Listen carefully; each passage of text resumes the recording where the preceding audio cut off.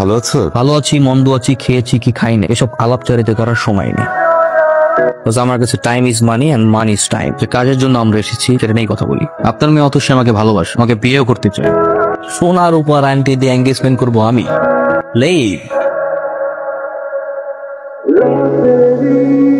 পায়ে 2 টাকার স্যান্ডেল, গায়ে কুচকানো শার্ট, তোর এই ভার্সিটিতে ঢুকার ভিসা কে দিল রে? তোরা এভাবে কেন বলতেছিস? আরে শুনি না, তুই থাকস কই? আমার বাসা ভাই পাশের বস্তিতে। তুই শালা এমন একটা চিজ যে কিনা আমাদের ভার্সিটির পরিবেশটাই নষ্ট করে ফেলতেছিস। এটা হচ্ছে প্রাইভেট ইউনিভার্সিটি, এখানে স্মার্ট আর রিচ কিডরা পড়তে আসে। আর তোর মতো আবুল ইউনিভার্সিটিতে চান্স কেমনে পাইলি? তোর তো একটা জুতা কেনার সামর্থ্য নাই, আর তুই ভার্সিটির সেমিস্টার ফি কিভাবে দিস? হ্যাঁ, ওনা তোদের মতো ড্যামেজ স্টুডেন্ট না যে সেমিস্টার ফি দিয়ে পড়তে হবে। ও 100% ওয়েবার পেয়েছে, আর এই ইউনিভার্সিটিতে পড়তে ওর কোনো টাকাই লাগে না। ওর মেধা দিয়ে চান্স পেয়েছে। দেখো তো এটা কেমন? এটা তো ছেলেদের জুতা, তোমার ভাই মানাবে না। তোমার জন্য মেয়েদের জুতো প্রয়োজন, এইখান থেকে নাও। এটা আমি আমার জন্য নিচ্ছি না, তোমার জন্য। আমার জন্য কেন? এটা আমি তোমাকে গিফট করব, দেখো তো কেমন পছন্দ হচ্ছে। আরে আজকে তোমার জন্মদিন না, আমার জন্মদিন তো 2 মাস আগে চলে গেছে, সামনের বছর আবার আসবে। জন্মদিন না তো কি হয়েছে, আমি তোমাকে এমনি গিফট করব। না না না, গিফটের দরকার নাই। আচ্ছা ঠিক আছে, কালকে থেকে তো তুমি আমাকে টিউশন করাবে, সেই টিউশনের অ্যাডভান্স পেমেন্ট হিসেবে তোমাকে আমি গিফট করব। মা বইসা চোখে, চলো খামো লগে। আও কাম দাও। কি ব্যাপার মা, বাটার দাও খাই। চাইল শেষ।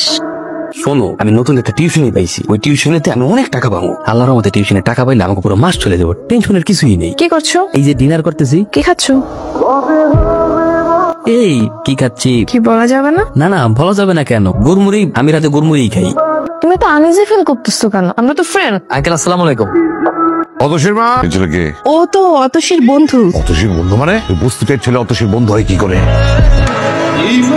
ভার্সিটির বন্ধু। ছেলেটা নাকি খুব ভালো ম্যাথ পারে, তাই অতসী বলছিল ওর কাছে ম্যাথ করবে। আমাকে কেউ জিজ্ঞেস করার প্রয়োজন মনে করলে না? দেশে টিচারের অভাব, ওরকম লোয়ার ক্লাস ছেলের কাছে ওকে ম্যাথ শিখতে হবে না, গাছকে বিদায় করে দাও। আস্তে কথা বলো না, শুনতে পাবে তো। শুনে শুনো, বলনি কোন একটা বস্তির ছেলেকে তোমরা ঘরের ভেতরে ঢুকিয়েছো, মানুষজন দেখলে আমার মান সম্মান থাকবে? তোমাদের শেষ হয়েছে? আসলে হয়েছে কি বাবা, অতসীর বাবা ওর জন্য একটা আগে থেকে টিচার ঠিক করে ফেলেছেন। আমি আর অতসী জানতাম না, উনি আবার কলেজের প্রফেসর, কাল থেকে ওকে পড়াতে আসবে। এখন তুমি কাল থেকে তোমার না আসলেও চলবে।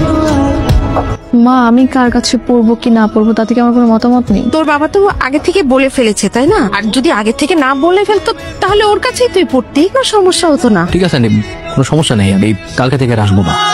প্রতিদিন দুপুর বেলায় 4 বিস্কুট খান, এটা দিয়ে কি আপনি পেট ভরে? মানে সারাদিন থাকতে পারেন তো? থাকতে পারবো না কি লেখা, কোনো সমস্যা নাই, এটা অভ্যাস হয়ে গেছে। না, ঘর তো কাছে, আপনি তো চাইলে ঘরে যেও খাইতে পারেন। মানুষের ঘর বাড়ি এমন হওয়া লাগে যে ঘরে গেলে শান্তি পাওয়া যায়, আর ভার্সিটি এমন হওয়া লাগে এই ভার্সিটিতে গেলে পড়াশোনা করে আনন্দ পাওয়া যায়। আমার কপালে কোনো কিছুই নাই, কোনো কিছুতেই শান্তি নাই। ভাবি না, সবকিছু ওই উপরওয়ালার হাতে ছেড়ে দিচ্ছি, এই ডিসিশন নেবে। আপনি এক একটা খান। না না, দরকার নাই, আমার বিস্কুট হয়ে যাবে, আমার কাছে টাকা পয়সা নাই। আর টাকা লাগবে না, আপনি মনে করেন এক একটা আমি আপনারে খাওয়াইছি। সরি।